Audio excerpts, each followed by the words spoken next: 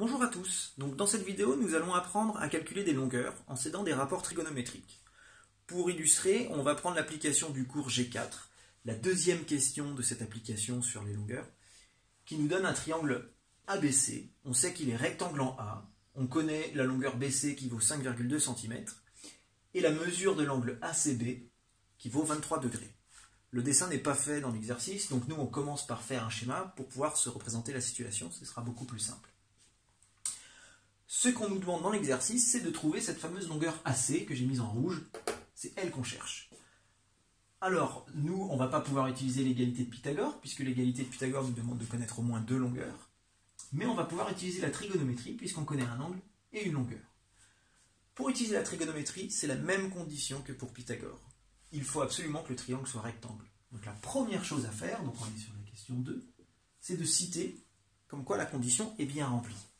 Donc on peut tout simplement écrire dans ABC le nom de mon triangle et on dit en quoi il est rectangle. Donc dans ABC rectangle en A, on a.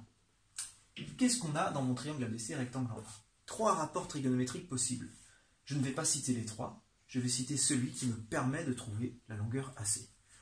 Pour choisir le rapport trigonométrique, on ne le prend pas au hasard.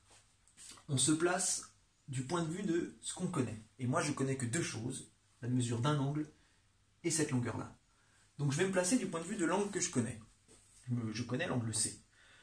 Du point de vue de l'angle C, ça, c'est le côté en face, donc c'est le côté opposé. Ça, c'est le côté adjacent. Et ça, de toute façon, c'est l'hypoténuse.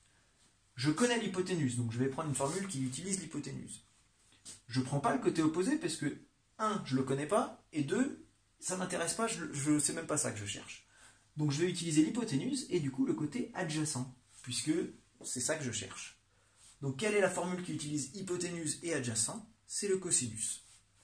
Donc on se retrouve avec cosinus de mon angle C est égal à, on peut remettre la formule, adjacent sur hypoténuse.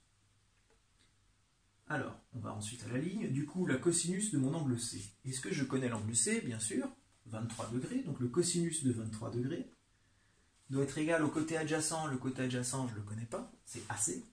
Donc je laisse écrit AC, c'est ce que je cherche. Divisé par la longueur de mon hypoténuse, que je connais, 5,2. Moi, ce que je cherche dans cette équation, c'est la longueur de AC. Donc j'isole AC pour qu'il soit tout seul. Je fais la règle de 3 pour isoler AC, donc je me retrouve à multiplier par 5,2 pour le faire disparaître, et on se retrouve avec AC qui vaut 5,2 fois le cosinus de 23 degrés. Alors vous prenez votre calculatrice pour calculer le cosinus de 23 degrés, puisque vous ne le ferez jamais à la main. Ça va vous donner une valeur arrondie. Attention à vérifier que votre calculatrice est bien en mode degré. D'accord ? Certaines calculatrices sont en radians, mais normalement le mode par défaut c'est degré.